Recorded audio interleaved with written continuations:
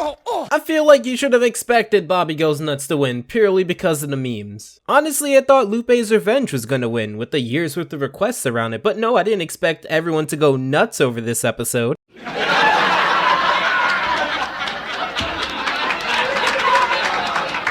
Also plug in my Discord.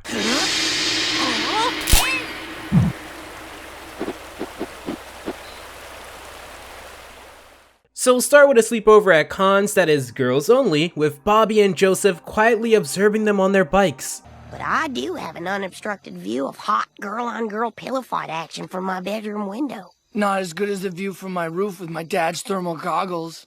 I'll be able to see their body heat.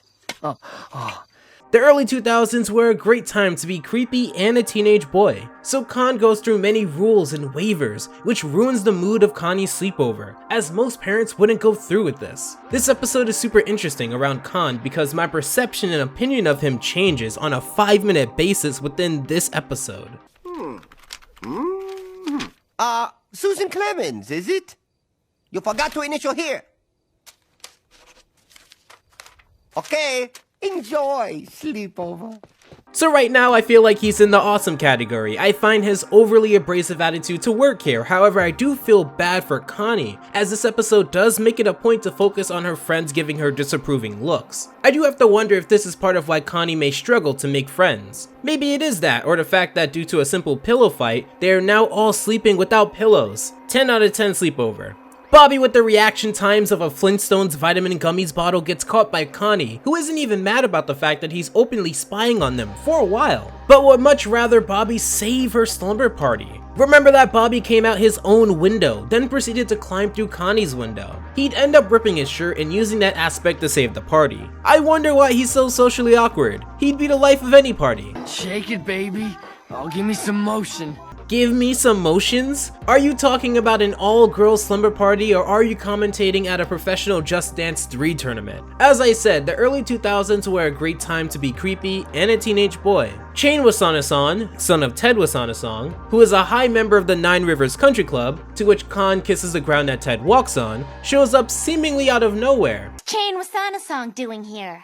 I might have told him you were having a sleepover. You are an absolute unit for that. I don't think you deserve your continental breakfast anymore. So obviously, they are here to antagonize Bobby, especially in front of a group of women. When God was passing out wit, you thought he said zit, and you asked for seconds. Now out the window! Not to be the ruiner of roast or anything, but if God in this case actually meant wit, and he just heard zit and asked for seconds, then he would get twice the wit. I think this would work if he was asking for zits and he heard wit. You could have just complimented the guy after he poked your man boobs. I don't know if this is the motions that Joseph was talking about. Now here is where Khan goes from awesome to predictable. Figuring out that there are now boys at the all-girls slumber party, Khan realizes that one of them is Shane, son of Ted, and is immediately nice to him, believing his story. I understand why he's rubbing shoulders with the high member of the Nine Rivers Country Club's son, but it doesn't make it any less predictable. Bobby then goes out the window and presumably back through his own, right? Like what we saw earlier. Nope. Excuse me, Bobby, what are you doing? Are you seriously thinking about going through the front door at this time of night? There's not even a gate in the shot. The passes of time here is super confusing with it being nighttime, so you'd expect everyone to be in bed, but when Bobby gets beat up and runs back into his house through the back door, even if you were to assume that this is not sunlight but a porch light, why is Hank sleeping on a chair? And why did he not notice Bobby left the house at this time of night? And more importantly, why didn't Bobby just go back through his own original window? So Hank refuses to fight Bobby's battles, and Bobby points to his chiseled gut with his six-pack and explains that his muscles are too big and that he would destroy Shane if he even breathed on him. Nah, I'm just kidding. He's self-aware of the fact that he's not fit and would always get beat up by the more fit and confident Shane. So Hank suggests that Bobby goes to the YMCA to learn boxing. Taking those boxing lessons kept the bullies from picking on you? Bullies? Picking on me? Well, yeah, sure, why not? That's a response from a man who people knew not to throw hands with. It's also confusing to me that Hank could be painfully self-aware of Bobby's differences to a young Hank, and not understand why Bobby would have difficulties with some of the paths of life that Hank took. Boxing is unfortunately full, so Bobby needs a quick solution, and that just leaves one class available for today: Women's Defense. I love how the scene initially starts with Bobby looking for the one guy in class to relate to. However, it becomes clear that the guy is only here to play the enemy. It's for women only. We're trying to maintain a certain comfort level here. But I hate men as much as you. I don't hate men. I just hate being a victim. That's the greatest quote from this episode, hands down. Yes, I know about the other quote in this episode, but before we get there, the teacher of the Women's Defense class is great. She clearly has a lot of confidence and has this incredible switch where she can go from assertive back to calm in less than a second. That's my purse. Don't be afraid to shout it. That's my purse! Try it again. That's my purse! I don't know you! Also, this guy puts on protective wear, but he doesn't wear a cup. Or maybe if he knew he was gonna get kicked in the groin to, at least protect it some way, right? So Connie and Bobby are walking in a clearly unsupervised part of the school, when Shane wants to bully Bobby some more. And this is where the YMCA fighting class gets to work. I do have to say, while Connie is somewhat of a secondary character in all of this, she's actually somewhat the catalyst to this all. She doesn't even speak about any of the interesting perspectives here for the first half of the episode. How does she feel about her parents ruining her social life? How does she feel about Shane bullying Bobby? How does she react to Bobby's fighting style? All of these questions are met with a resounding... Actually, that's a lie, because even then, there's a sound indicating why someone isn't speaking. Bobby goes home excited to tell his dad that he beat up Shane Wasanasong, with the catch being that he doesn't tell him how he beat up Shane. You know, that Shane Wasanasong must know all kinds of Oriental martial arts, and you beat him with good old American YMCA know-how. There's a bit of American versus the world implications from Hank. Take it that what you will. So Bobby gets detention for beating up Shane. However, let's gloss over the fact that Bobby is legit getting bullied and the school is doing nothing for him. Let's focus on the fact that Bobby, in his pure alpha state, wants to know who the tallest person in detention is and takes him down, establishing himself as someone not to be messed with. One thing this episode never gets into, oddly, is the fact that Bobby is also a boy. He also has the same parts in which he kicks the other guys in, so you would expect at some point in this episode that he would experience what he did to other people, but nope, it never happens in this episode, and I'm actually disappointed in that. Not because I want to see Hank's son get kicked in the nuts, or anyone get kicked in the nuts, but more so because that's a better way to explain to Bobby that what he's doing is wrong and could backfire on him entirely, especially since in school, it just takes one kid to do it to you, and then you're back in the same situation you were earlier, just now with the risk of always being kicked in the groin. On a positive note, I do enjoy how Bobby slowly becomes a bully through this tactic. It makes his eventual fall a lot harder on him, as we shall see later. Connie expresses concern that Bobby is still kicking people in the groin. Hey, I didn't go looking for trouble. Trouble came a-knocking, and Bobby Hill's foot answered the door. You know, Bobby, I kinda liked it better when you used to play dead or joked your way out of a tight spot. Look at that, all the opinions in the world, in the universe, and you choose a dumb one. The only situation Connie saw at school was when Shane showed that he would actually shove Bobby to the ground, pin him to the ground, and make him eat dirt in front of her on the ground. He's shown before that he's 100% willing to make Bobby eat dirt and beat him up in the process. Joking or running away was not an option for that, and Connie knows that, considering that she was going to stand by and watch Bobby get humiliated. I'm not saying that Connie should beat up all three of them, but her expectations of Bobby, like Hank, are very unrealistic for the reality that Bobby lives in. Also, again, for this to be the only part in which you voice your opinion is frustrating because there are so many other things you could have talked about. Bobby beat someone up who was bullying someone, and again, he is the only one mentioned to get in trouble. It's almost as if the school doesn't recognize bullies. In fact, when Bobby was going to explain the Clark situation and mention the fact that he was helping his friend out who was getting bullied, and I'm not saying there aren't better ways to do so, but again, it's very convenient that the principal doesn't hear out the bullying part. It's a cruel world we're living in. So the jig is up, and Bobby explains that he learned how to fight at the Women's Defense course at the Y. Women's self-defense? What did I do? It was your idea to send him to the Y in the first place, so I could point the finger at you. But I won't. But I could.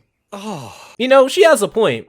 A small moment in this episode that is one of my favorite parts is the completely unnecessary bit where Principal Moss pulls aside Hank to talk to him man to man, telling him that he can't have a son that goes around kicking people in the nuts. That's a completely fair point, but what makes this scene is that Moss says this to Hank as if it's a completely alien thing that Hank didn't know up to now, but oh will he teach this alien idea to Bobby. Hank appeals to manhood by saying that Cassius Clay would never hit anyone below the belt line. Hank appeals to logic by saying it's a course called Women's Defense, which also means that since Bobby isn't a woman, he should have not been in that class to begin with. He also appeals to decency by saying that the only thing worse than kicking below the belt line is to be a content creator that sponsors Raid Shadow Legends. Speaking of, this was not sponsored by Raid Shadow Legends.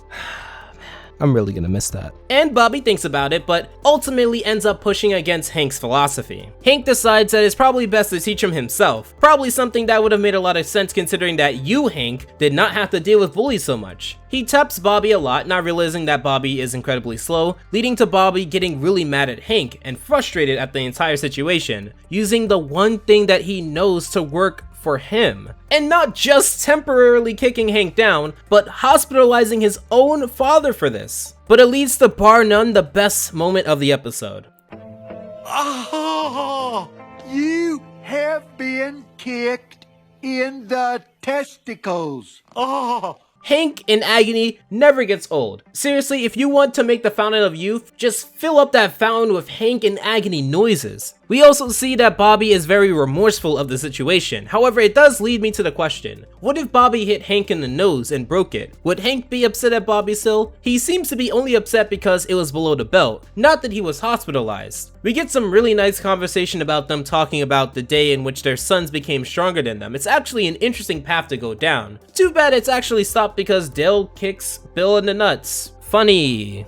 It's actually very weird because Bill asks for a son to do what Bobby did to Hank. Not just the act of being kicked in the nuts, but I guess it's because Dale is kicking Bill in the nuts, it's supposed to be funny. I don't know. This is when Khan goes from being awesome to predictable to downright confusing. He states that he's conflicted on the fact that Bobby kicked Hank in the groin, which means that it's funny, but he also kicked Shane in the groin, and that's unforgivable. Have we not forgotten that Khan has absolutely no respect for the Hills, and even something like that wouldn't be realistic of him? Yes, he'd find it funny, but I'd find it hard to believe that he'd essentially go on to be Bobby's bad conscience and turn him against his own man. Not only that, but if the story wanted to explore the topic of Bobby rebelling, I just wish it wasn't thrown into the last 3 to 4 minutes of the episode. In that case, I would have had Hank go down much sooner, maybe the first time that Bobby came home to let his dad know of his actions, so that we can explore the topic more. Now it feels a little truncated for time, especially because of who solves the situation. Good thing Peggy was nearby, or else this story wouldn't have been solved the right way. Good thing Peggy didn't listen to Hank saying that he has it under control, or else this would have played out more. They have a fight in which the whole squad came out laughing. Except, why are the neighbors out at this time of day? It's like when you're playing Sims and there's a fire and everyone just runs directly to the fire. Not run out of the house, but run directly to the fire, and you're like, the fire's gonna kill you! What are you doing? I'm sorry, I lost a Sim to a fire recently. But they don't even make that much of a difference being here or not, is what I'm trying to say. And, well, we get to Bobby's realization.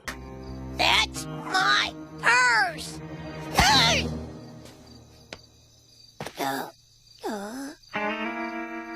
That's right, Bobby. I believe you will find that I have no testicles.